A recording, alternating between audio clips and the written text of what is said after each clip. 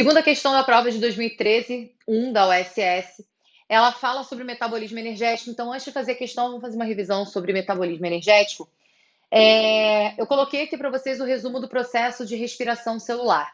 O processo de respiração celular é um processo aeróbico, então significa que a gente tem o oxigênio como aceptor final de elétrons dentro desse processo.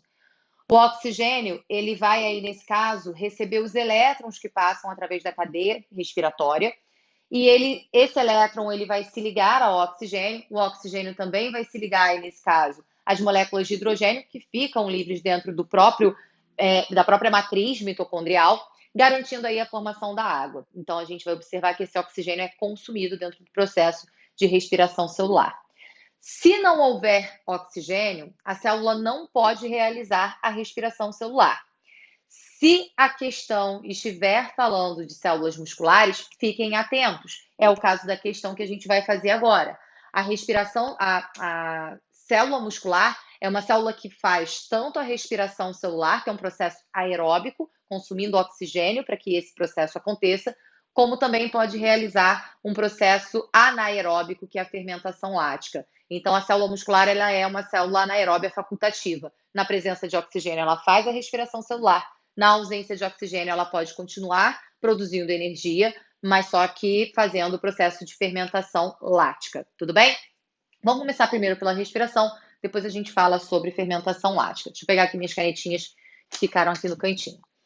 Primeiro, eu já dividi aqui pra gente citosol e mitocôndria. O que vai acontecer no citosol é a quebra do substrato, que é a glicose. O produto gerado nessa quebra vai ser levado para dentro da mitocôndria, para aí, nesse caso, a ocorrência do restante do processo.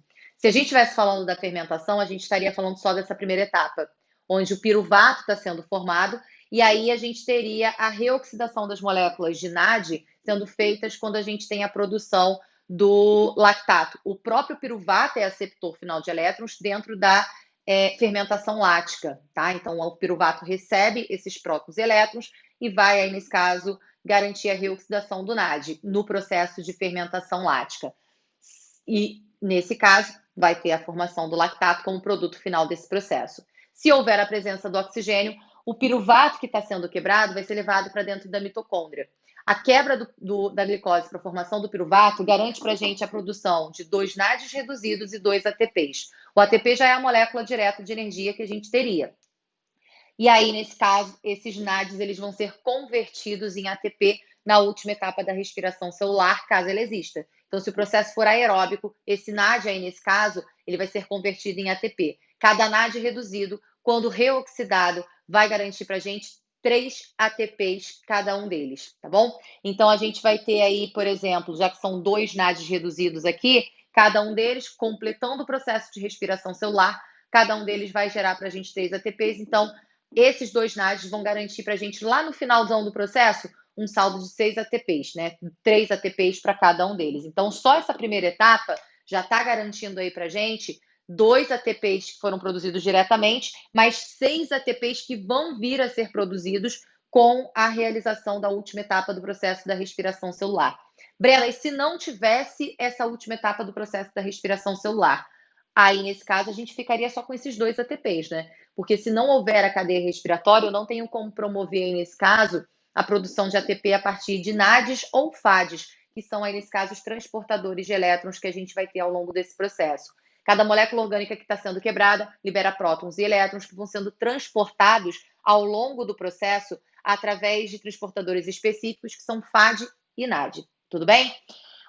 Piruvato produzido entra na mitocôndria e ele vai ser quebrado, ele vai ser oxidado, produzindo aí, nesse caso, um radical acetil. Esse radical acetil se liga à coenzima A, formando acetil-CoA. Eu já coloquei aqui, são 2 piruvatos gerados pela quebra da glicose, então vão ser 2 acetil-CoA sendo produzidas nesse processo, tá? Então, tudo que eu já estou colocando aqui já está duplicado. Já vai ser a quantidade que lá no final vai ser produzida. Geralmente, a gente, quando faz o esquema, né, faz para uma molécula de piruvato, e aí depois a gente pensa em multiplicar tudo. Não, aqui já está tudo multiplicado, tanto que eu coloquei aqui, ó, são 2 acetil-CoA, então vão ser 2 vezes esse ciclo. Cada acetil, quando entra, vai ter um ciclo se completando, um ciclo de Krebs se completando. Segundo entrou, completa o próximo ciclo de Krebs. Tudo bem? A acetil-CoA entra no ciclo de Krebs, se liga ao ácido oxalacético, formando ácido cítrico. Ao longo desse processo, a gente vai ter a formação de 6 moléculas de NAD reduzido, lembrando que esse NAD lá na etapa final vai ser convertido em ATP, cada um deles vão gerar 3 ATPs. Vamos ter 2 moléculas de ATP já sendo geradas diretamente e 2 moléculas de FAD reduzido. O FAD, quando reoxidado, vai garantir para a célula, cada um deles, 2 ATPs sendo produzidos a cada FAD reoxidado, tudo bem? Então eu coloquei aqui para vocês. Lá na oxidação do piruvato, são 2 NADs reduzidos, certo? 2 NADs reduzidos, cada um me dando 3 ATPs lá na frente, vamos gerar 6 ATPs a partir de cada NAD desse reduzido. Então já são mais 6 ATPs aqui a partir da oxidação do piruvato. A gente vai ter aí, nesse caso, ao longo do ciclo de Krebs, 6 NADs reduzidos, cada um deles dando 3 ATPs, então vão ser 18 ATPs gerados a partir dos NADs produzidos só no ciclo de Krebs, mais 2 FADs reduzidos, cada um deles garantindo a produção de 2 ATPs, então como são 2 FADs, ao todo seriam 4 ATPs que vão ser gerados lá na última etapa do processo, mais esses 2 ATPs que entraram aqui, ou seja, essa etapa do ciclo de Krebs, essas 2 voltas que a gente tem aqui do ciclo de Krebs, garantem para a gente 24 ATPs, ou seja, 8 ATPs, mais 6 ATPs, mais 24 ATPs, um total de 38 ATPs, que é o nosso saldo final, o nosso saldo energético no processo da respiração celular, tudo bem? A gente tem aí, nesse caso, moléculas de gás carbônico, né? O piruvato vai ser descarboxilado, a gente tem outras moléculas ao longo do ciclo de Krebs que também vão sofrer descarboxilação, e aí a gente vai ter o CO2 sendo liberado, que é um produto final também do processo da respiração celular. São 6 moléculas de CO2 ao todo liberado, então 4 daqui do ciclo de Krebs, mais 2 da oxidação desse piruvato. Tudo que está sendo produzido, né, os transportadores de elétrons que estão sendo gerados, eles precisam ser reoxidados para garantir essa produção de energia que a gente está falando. A gente sabe que vai gerar essa energia desde que ocorra essa última etapa do processo da respiração celular, que é a cadeia respiratória. O ciclo de Krebs e a oxidação do piruvato vão ocorrer na matriz mitocondrial, que é a parte mais interna da mitocôndria, que está aqui na parte de dentro dela. Aqui eu cortei a mitocôndria e coloquei a nossa crista mitocondrial, a nossa membrana interna que fica em forma de crista, eu coloquei ela retinha aqui para facilitar a minha vida, tá? E a de vocês também, porque vai ficar mais fácil de vocês entenderem. Aqui a gente vai observar, nesse caso, proteínas que são transportadores de elétrons que estão inseridas na membrana interna da mitocôndria. O que essas proteínas transportadoras de elétron elas vão fazer? Primeiro, essas proteínas que estão aqui inseridas nessa membrana, atravessando essa membrana, são proteínas que permitem que o H+, que está dentro da matriz mitocondrial, possa passar para dentro do espaço intermembrana, o espaço entre a membrana externa e interna da mitocôndria. Isso vai ser importante. Por quê? Dentro da respiração celular, eu quero garantir um gradiente de prótons alto dentro dessa região entre membranas. Então, o espaço intermembrana, eu quero que ele fique super concentrado de H+. Para isso, a gente vai aí, nesse caso, tirar H+ de onde, Brenda? Do NAD e do FAD. Aqui eu coloquei só o NAD para vocês sendo reoxidado, tá? Mas o FAD também vai passar pelo mesmo processo. O FADH vai ser reoxidado, formando FAD+. O NADH vai ser reoxidado, formando NAD+. O H+, que está sendo liberado, vai ser levado para o espaço intermembrana e os elétrons vão sendo transportados ao longo dessas proteínas que tem presentes na membrana interna da mitocôndria. O que vai acontecer? O próprio fluxo de elétrons, a própria passagem de elétrons de um transportador para o outro, gera energia o suficiente, essa força eletromotriz, gera a energia que é necessário para a ocorrência do bombeamento de prótons para o espaço intermembrana, porque o próton está indo para ficar super concentrado lá, está indo contra um gradiente de concentração. A energia necessária para bombeamento de prótons para o espaço intermembrana vem do próprio fluxo de elétrons. Então, o fluxo de elétrons tem que continuar para o bombeamento de prótons acontecer.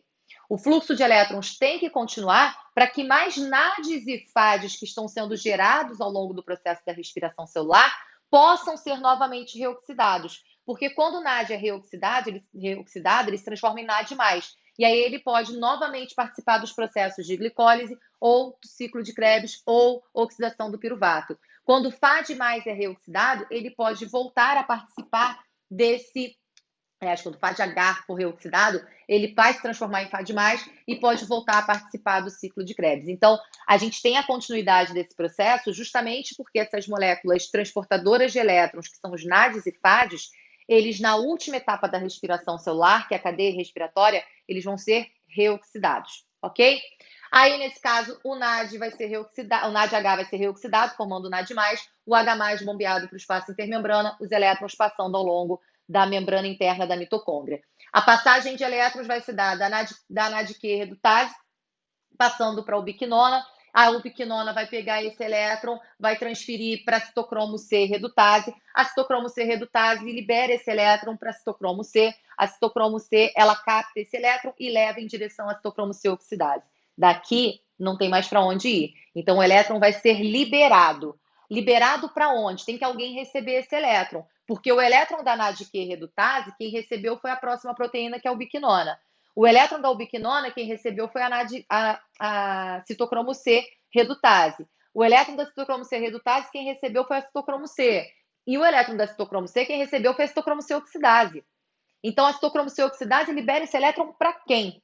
Para o oxigênio, para o aceptor final de elétrons. Então, aí, nesse caso, a gente vai ter o elétron sendo aceptado por esse oxigênio, 2 elétrons, mais 2 hidrogênios, mais meia molécula de oxigênio. A gente tem aí, nesse caso, mais meio de O2, né? A gente tem aí, nesse caso, a molécula de água sendo formada. Então, a gente vai ter aí, nesse caso, a água como produto final do processo da respiração celular, assim como também o CO2. E, além disso, a produção de ATP. O fluxo de elétrons só continua se houver a presença do oxigênio. Brenda, e se não houver oxigênio? Isso aqui para. O fluxo de elétrons para, a reoxidação do NAD e FAD também vão parar, o processo de ciclo de Krebs vai parar e a oxidação do piruvato também. Mas, se a célula for anaeróbia facultativa, ela consegue continuar fazendo o processo de glicólise. É o caso da célula muscular. A célula muscular pode, na ausência de oxigênio, realizar processo de fermentação lática, pegar o piruvato e a partir dele formar o lactato, conseguindo aí a reoxidação do NAD para promover a produção de ATP. O saldo de ATP vai ser muito baixo. Isso tem um custo, porque como o saldo de ATP é muito baixo na fermentação, seja ela lática ou alcoólica, tá? É porque a gente está falando de músculo, então a gente está falando especificamente de fermentação lática. A fermentação é um processo que o saldo de energia é referente só ao que acontece lá na glicólise, ou seja, vão ser somente 2 ATPs produzidos. Como o saldo energético é muito baixo, a célula ela compensa esse pequeno saldo energético com um maior consumo de substrato. Ou seja, na fermentação, o que a gente vai observar é que nesse processo anaeróbico, a célula vai consumir muito mais glicose para tentar compensar esse baixo rendimento energético. Já a célula que tem oxigênio disponível, faz todo esse processo de respiração celular tendo um saldo energético elevado, o que faz com que ela não consuma tanta glicose, porque ela consegue, com pouca molécula de glicose sendo consumida, garantir um alto saldo energético para ela. Tudo bem? O bombeamento de prótons está acontecendo aqui para o espaço intermembrana, e aí tem um detalhe: a membrana interna da mitocôndria, ela não é permeável ao H+. Então, Brenda, como é que o H+ volta? Porque o H+ foi passando por essas proteínazinhas, ok. Mas como é que o H+ volta? O H+ volta pela ATP sintase. Quando o H+ retornar pela ATP sintase, ele vem do espaço intermembrana, que ele está super concentrado, de volta para a matriz mitocondrial, onde ele está menos concentrado. Ou seja, ele volta a favor de um gradiente de concentração. Se ele volta a favor de um gradiente de concentração, isso libera uma força, essa força protomotriz, que vai ser utilizada para unir uma molécula de ADP mais uma molécula de fosfato, garantindo aí a produção do ATP, que é a molécula que a gente tem interesse no final desse processo. Então, a gente vai observar aí nesse caso que esse bombeamento de prótons foi essencial para fazer com que o gradiente de prótons aqui fosse alto e o retorno desse próton para a matriz mitocondrial fosse a favor de um gradiente de concentração, garantindo a energia necessária para gerar esse ATP. O H+ que fica aqui livre, ele não pode ficar mais concentrado do que no espaço intermembrana, certo? Então, quando esse H+ retorna, ele pode passar de volta para esse espaço intermembrana através dessas proteínazinhas aqui. Então, o H+ que a gente está vendo não é só o H+ liberado pela reoxidação do NAD e do FAD, não, tá? O H+ que retorna também pode, nesse caso, ficar sendo bombeado para lá, porque a gente vai garantir que sempre a concentração de prótons lá no espaço intermembrana esteja maior. Vamos fazer a questão? A gente tem aí, nesse caso da questão, ele fala o seguinte: células musculares de um indivíduo foram retiradas e separadas em 4 amostras. células musculares. Presta sempre atenção no tipo de célula que ele coloca para vocês. Ainda mais nesse tipo de questão, né, que fala sobre o metabolismo energético. A gente sabe que a gente tem células que vão realizar tanto a atividade aeróbica quanto a atividade anaeróbica, que é o caso das células musculares. Então, fica aí de olho, porque célula muscular já dá uma ligadinha aqui, ó, naquela tensão. Tipo, ó, pode ser que esteja falando de fermentação ou de respiração celular aeróbica, tá? Então, vamos lá. Então, ele tem 4 amostras ali, todas com o mesmo número de células. Cada amostra foi cultivada em meio nutritivo adequado, contendo glicose nas seguintes condições. Você tem a primeira amostra, que tem uma atmosfera com oxigênio. Gente, célula muscular na presença de O2 faz o quê? Respiração celular. Então, você já puxa uma setinha aí, na hora que você estiver fazendo aí a sua questão, já coloca aí que tem respiração celular na amostra 1, porque tem oxigênio, tá? Então, a gente vai considerar que a amostra 1 é uma amostra que faz respiração celular. Amostra 2, atmosfera sem O2. A amostra 2, atmosfera sem O2, se você não tivesse prestado atenção no enunciado, você falaria o seguinte: poxa, sem oxigênio não tem respiração celular, então a célula não vai ter, aí nesse caso, nenhum tipo de atividade. Só que aí, como você prestou atenção lá no enunciado e você viu que era uma célula muscular, você sabe que na ausência de oxigênio, a célula muscular faz o quê?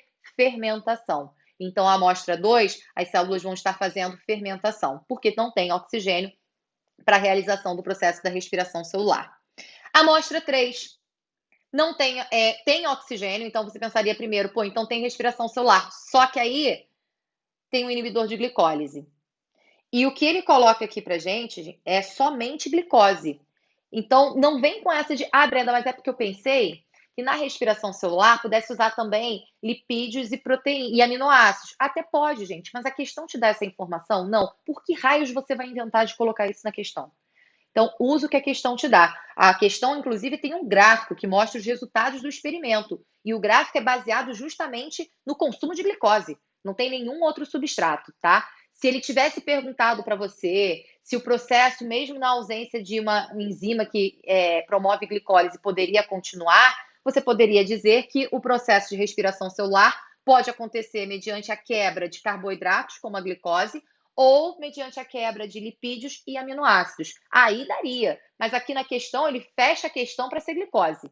Então não tem essa de que eu pensei, não inventa dado onde não tem. A questão tem um gráfico que só mostra a glicose. De onde você tirou essa ideia que você podia inventar questão em cima da questão, tá? Então segura aí um pouco. É aquilo que eu tinha falado para vocês. Prestar atenção no que está sendo pedido, para não inventar de querer colocar tudo que vocês sabem dentro dessa questão, tá bom? Então, essa daí tem oxigênio, mas tem um inibidor da glicólise, ou seja, não vai fazer essa primeira etapa. Não tendo a glicólise, aí nesse caso acontecendo, não tem como acontecer respiração celular. Brenda, mesmo se tiver oxigênio, sim, porque o processo está começando a partir daqui, a questão só me dá a glicose como substrato, então se não tiver a quebra desse substrato, não tem como fazer respiração celular. Brenda, eu pensei na fermentação, mas a fermentação tem glicólise. Fermentação tem quebra da glicose para a formação do piruvato, então também não daria para fazer processo de glicólise, tá bom? A amostra 4 e última amostra, ele tem atmosfera com oxigênio, então a gente pensaria, poxa, dá talvez para fazer respiração celular. Só que aí ele coloca lá um inibidor do ciclo de Krebs. Se inibir isso aqui, não tem respiração celular. Respiração celular tem quando ocorre glicólise, ciclo de Krebs e a cadeia respiratória. Então, se tem um inibidor do ciclo de Krebs, era a mesma coisa que ele colocar para você, inibidor da cadeia respiratória. Também ia parar a sua respiração celular. Inibidor da cadeia respiratória, inibidor do ciclo de Krebs ou inibidor da glicólise impede que a respiração celular possa acontecer, porque ela vai incluir essas 3 etapas. Então, o inibidor do ciclo de Krebs impede que a célula faça respiração celular. Porém, a glicólise não precisa parar. Porque aí, nesse caso, ele não fala que tem nenhum inibidor de glicólise na quarta amostra. Então, a glicólise poderia acontecer, a célula muscular, aí, nesse caso, poderia realizar fermentação lática, tá bom?